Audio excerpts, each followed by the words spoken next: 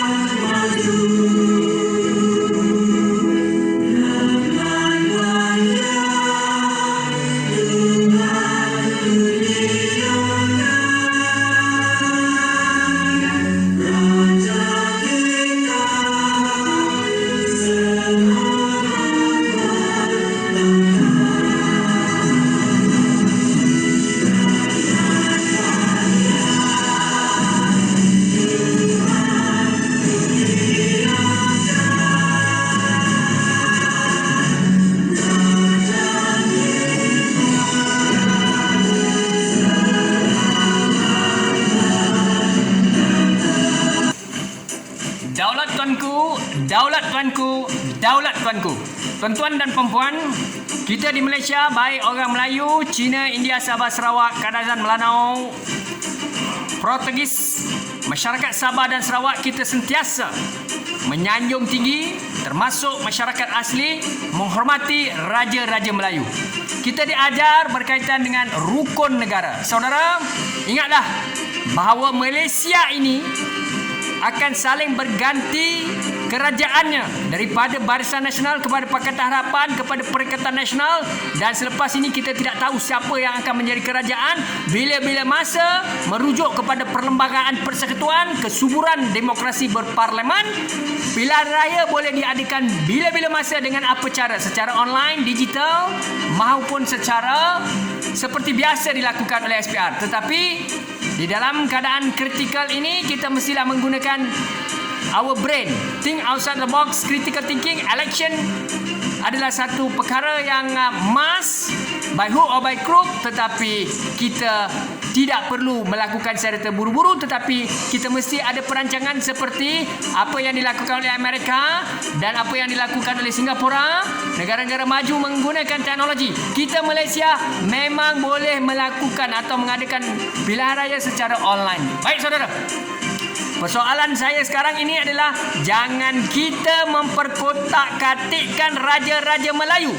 Saudara, kita perlu ingat bahawa Sultan dan Tuanku Raja-Raja Melayu lah adalah benteng terakhir untuk rakyat Melayu, Cina, India, Sabah, Sarawak, Kadazan, Melanau, Portugis asli di Malaysia. 33 juta rakyat kita memang bergantung kepada Allah Subhanahu Wa Taala. Dalam masa yang sama, Tuanku Sultan dan Raja-Raja ini akan memayungi negara ini. Saudara, janganlah kita menjadi pengkhianat negara penderhaka negara ini. Saudara, maka dengan itu tidak kira siapa kita, baik blok kerajaan maupun pembangkang, rakyat akan rugi siapa saja, saya atau tuan-tuan, kita mestilah mempertahankan kedaulatan undang-undang dan raja-raja Melayu. Dahulu raja-raja Melayu ditakuti, digeruni, dihormati. Hari ini titah Tuanku Sultan Duli Yang Maha Mulia, raja-raja Melayu diperlekeh, tidak kira siapa, baik blok pembangkang maupun kerajaan atau rakyat biasa. Saudara, sudah sampai masanya kita sentiasa bersama Tuanku Sultan. Biar kerajaan berganti, jangan sistem raja berperlembagaan tergugat. Saudara, saya ulang suara, biar kerajaan berganti, namun janganlah sistem raja berperlembagaan tergugat. Dan rakyat mestilah menghormati, termasuk pemimpin-pemimpin Malaysia mestilah menghormati Tuanku Sultan dan raja-raja Melayu.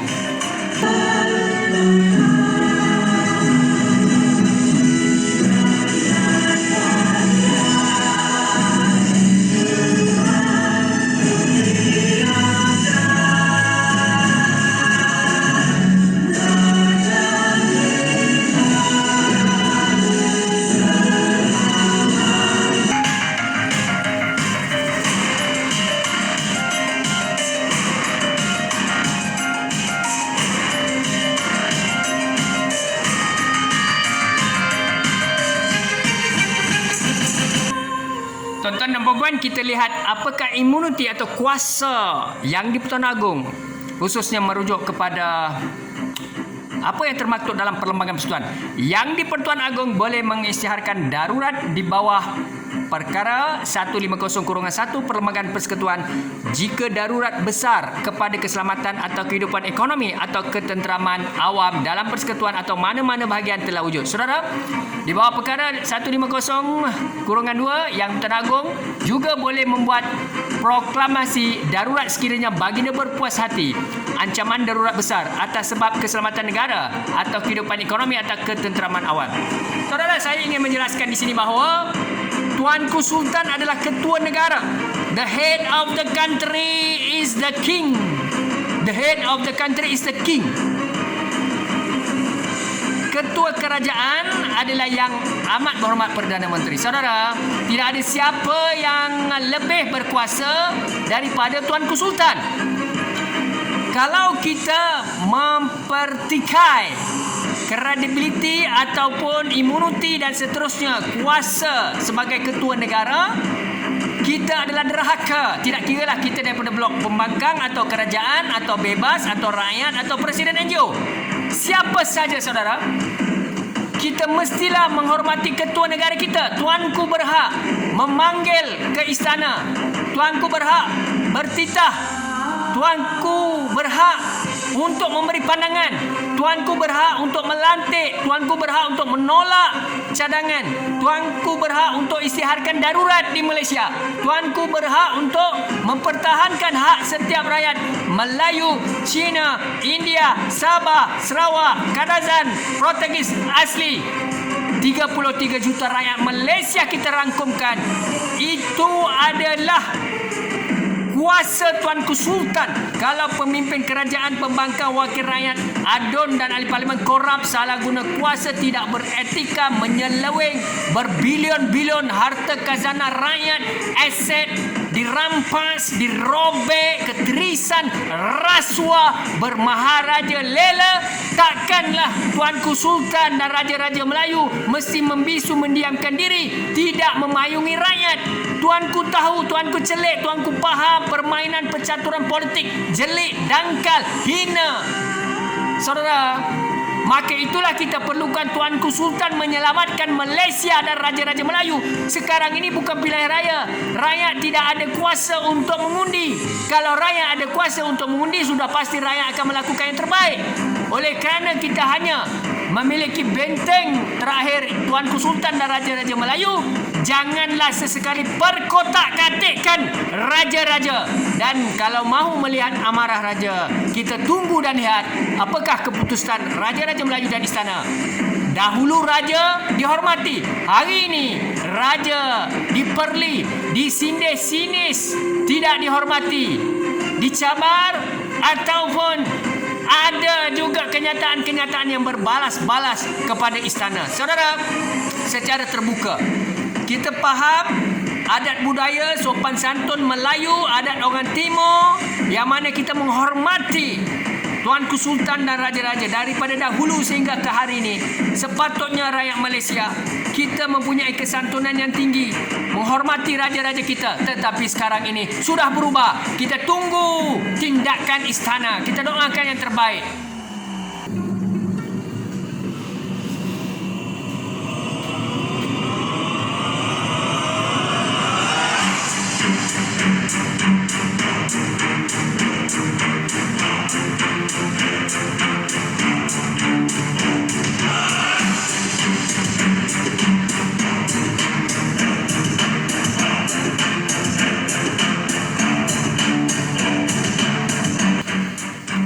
Tuan-tuan dan puan-puan, maklum balas rakyat terhadap artikel di laman Malaysia Kini yang kita lihat pada hari ini dikeluarkan oleh portal Malaysia Kini berkaitan dengan Agong boleh dapatkan penjelasan sebelum keluarkan kenyataan. Saudara, kenyataan yang dikeluarkan Istana Negara berhubung cadangan pembatalan ordinan darurat pada 29 Julai lalu adalah tidak wajar, not proper.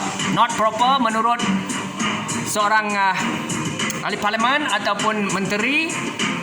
Saudara, ini adalah pandangan beliau. Kita menghormati pandangan merujuk kepada amalan demokrasi berparlimen.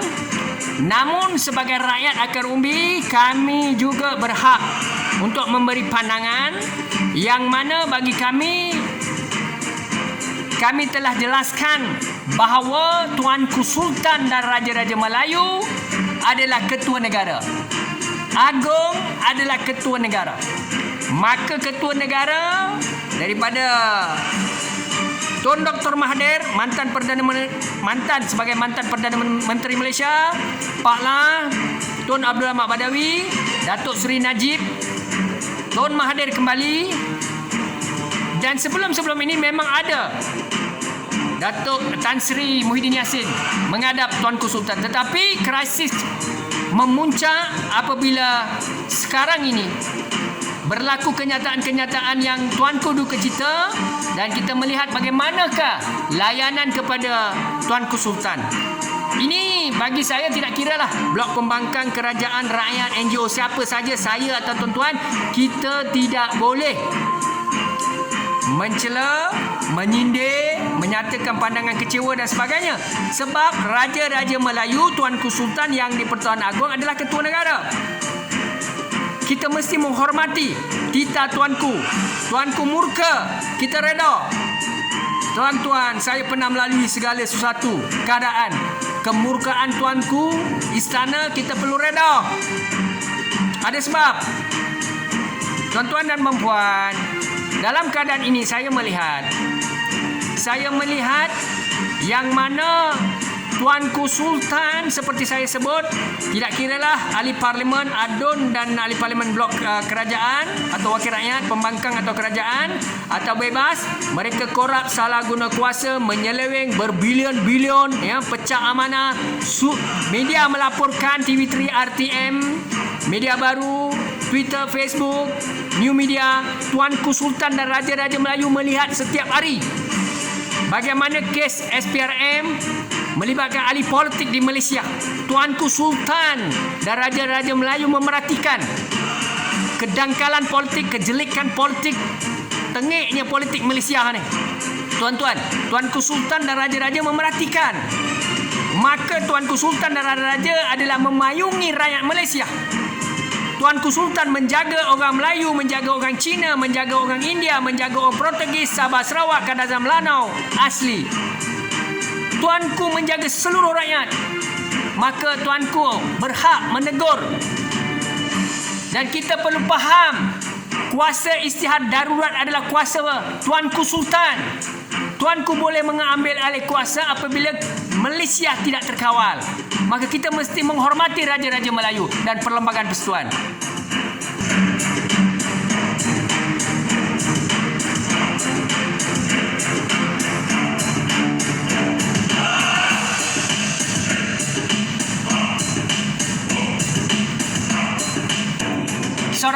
Malaysia kita tidak mahu rakyat kita dimomok-momokkan, ditakut-takutkan.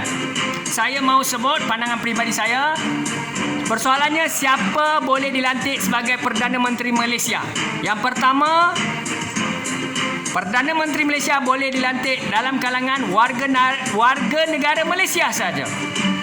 Yang kedua, mendapat kepercayaan ahli Dewan Rakyat di Parlimen.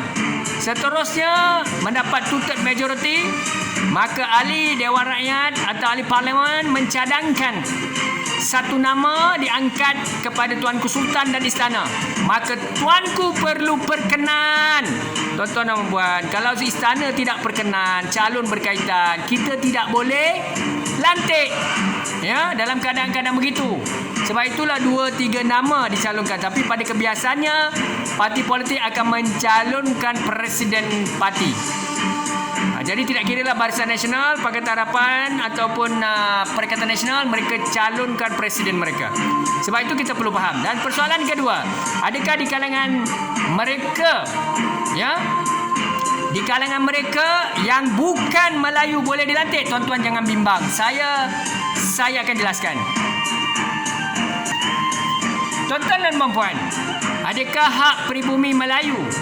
Adakah hak pribumi Melayu akan tergugat jika Perdana Menteri dilantik dalam kalangan bukan Melayu? Saudara, di Malaysia kita maklum, mana-mana parti politik menurut Perlembagaan Persekutuan two-third majority, ahli Dewan Rakyat bersetuju untuk mencalonkan nama presiden mereka kepada Tuanku Sultan dan Istana. Tuanku Sultan dan Istana berhak untuk berkenan melantik, bersetuju, ya. Sekiranya tidak, akan ditolak. Saudara, di Malaysia tidak kira Melayu, India, Cina, Sabah, Sarawak, Kelantan, Portugis, yang mana warga negara boleh dilantik. Tetapi tuan-tuan tengok betul-betul, yang di Pertuan Agong boleh mengisytiharkan darurat di bawah perkara 150/1 Perlembagaan Persekutuan jika darurat besar kepada keselamatan dan kehidupan ekonomi dan ketenteraman awam dalam persekutuan atau mana-mana bahagian telah wujud. Perkara 1502/2 yang Pertuan Agong juga boleh membuat pengisytiharan darurat. Saudara, saya nak beritahu. Saudara, tidak perlu bimbang. Selagi raja-rajanya Melayu, sultannya Melayu, Jabatan Agongnya Melayu, Bumiputera, siapa saja jadi Perdana Menteri tidak kira di kalangan orang Melayu, India, Cina yang mendatangkan kemudaratan, mengancam keselamatan, mewujudkan kacau bilau, tidak terkawal, maka tuanku sebagai ketua negara boleh declare darurat. Kenapa kita perlu takut, bimbang? Sebab itu kita perlu pertahankan raja-raja Melayu, istana bersama Tuanku Sultan. Kerajaan perlu menghormati, pembangkang perlu menghormati, rakyat perlu menghormati sultan. Saudara, inilah. Jadi jangan bimbang, jangan dimomok-momokkan, ditakut-takutkan. Dan saya nak beritahu, tidak ada orang India dan Cina di Malaysia yang mahu menjadi Perdana Menteri. Tak ada. Walaupun mereka berhak. Tuan-tuan, mereka pun tidak teringin. Sebab kita tahu majority population di Malaysia adalah Bumiputera Melayu. Dan tuanku raja-raja Melayu adalah Bumiputera dan majority rural area, urban area orang Melayu. Sebab itu saya kata kita hidup di Malaysia harmoni. Orang India, Cina, Sabah, Sarawak, Melanau, Portugis, Melayu hormat menghormati. Antara kita bersatu teguh, bercerai roboh. Baik, cadangan akar umbi terhadap senario politik Malaysia, kita tuanku. Jadi saya mencadangkan sebagai Presiden Pertubuhan Kebajikan Masyarakat Sivil Melaka, tuanku bertitah, tuanku sebagai ketua negara, yang boleh selesaikan masalah sekarang ni adalah perlembagaan, parlimen dan tuanku serta raja-raja Melayu. Saudara, saya sebut tadi tuanku sultan yang boleh memayungi rakyat dalam keadaan pemimpin politik rakus, salah guna kuasa, tidak kredibel. Baik saudara, buka parlimen, tentukan kedudukan kerajaan. Tuanku boleh bertitah. Tuanku telah bertitah, tetapi sebaliknya berlaku.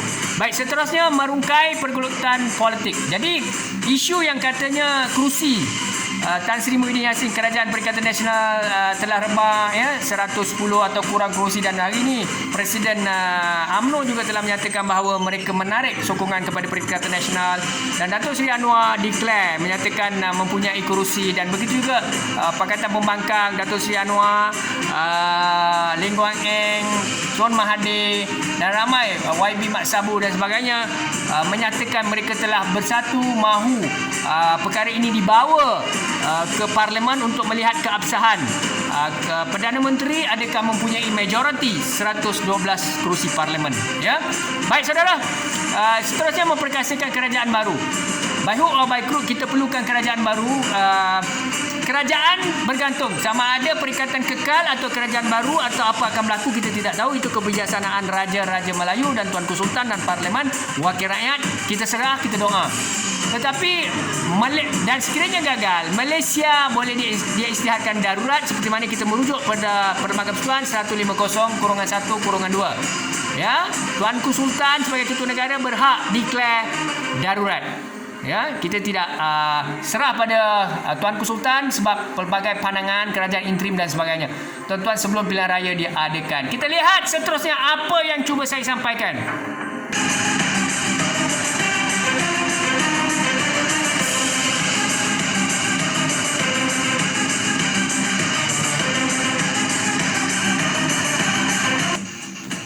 Tuan-tuan dan puan-puan, kerajaan yang stabil mampu tangani isu COVID-19 dan ekonomi negara serta dapat menjana pendapatan rakyat dan membantu menyelesaikan penderitaan rakyat akar umbi.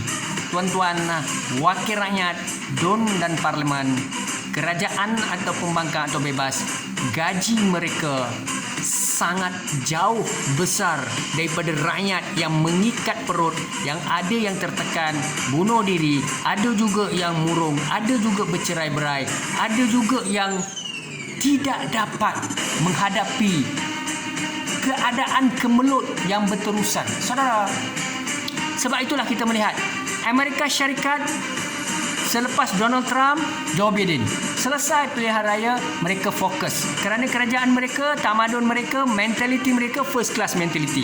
Amerika, Singapura sama juga. Selepas pilihan raya tutup buku, dapat majoriti sebab Republikan, Demokrat, Parti Republikan dan Demokrat di Amerika mereka steady sebab mereka beri majoriti yang steady. Begitu juga Singapura, majoriti steady. Kita lihat mereka settle down, ya, dengan baik. Mereka dapat fokus, ya. Begitu juga Indonesia, Jokowi. Ya, tuan-tuan dapat lihat bagaimana Jokowi seorang pemimpin yang baik, ya. Rakyat memilih berkali-kali Presiden Jokowi. Tetapi Malaysia bagaimana, saudara? Laluan politik peralihan kuasa ni bagaimana? Agak pincang. Kerana laluan pertukaran kerajaan dan seterusnya memang kita menghormati, tetapi dalam keadaan bukan pilihan raya. Ini masalah besar. Sebab itu pembangkang memberi tekanan. Begitu juga kerajaan sendiri tidak cukup kerusi.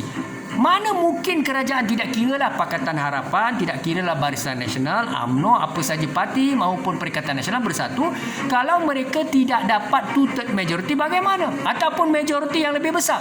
Sekurang-kurangnya 20 kerusi, 30 kerusi, lebih kuat. Seperti contoh Barisan Nasional dahulu. Ya, mereka mempunyai majoriti yang tinggi, maka mereka boleh. Jadi sekarang ini kalau kerajaan Perikatan Nasional hanya ada 2-3 kerusi, sukar tuan-tuan, bukan kita mahu mempertikai, tetapi inilah realitinya. Tuan-tuan perlu terima walaupun pahit demi rakyat, demi negara tercinta ini. Jangan lama sangat bergolak dalam politik, akan menyebabkan ramai nyawa manusia, ramai rakyat meninggal dunia kerana COVID. Negara ini akan mundur. Negara ini akan jahanam, tuan-tuan. Kita tidak ada masa. Maka sebab itulah Tuanku Sultan dan Raja-Raja perlu campur tangan segera dan mengikut Perlembagaan Persekutuan dan Parlimen. Seelok-eloknya Parlimen dibuka, undian dibuat dan tentukanlah satu kerajaan yang kalau Perikatan benar-benar berkuasa, benar-benar mempunyai kuasa, maka tak boleh uruslah dengan cara berintegriti, bertanggungjawab. Begitu juga pembangkang atau kerajaan baru, siapa sahaja. Sekiranya Parlimen memutuskan wakil rakyat wujud kerajaan baru, maka lantiklah mereka dan Perdana Menteri yang baik. Yang penting Malaysia selamat. Kita mesti menghormati Akta Polis 1967, menghormati Raja-Raja Melayu, sentiasa mendoakan yang terbaik untuk masyarakat Malaysia, negara kita, tanggungjawab kita. Bidat syukran dan terima kasih. Assalamualaikum warahmatullahi wabarakatuh.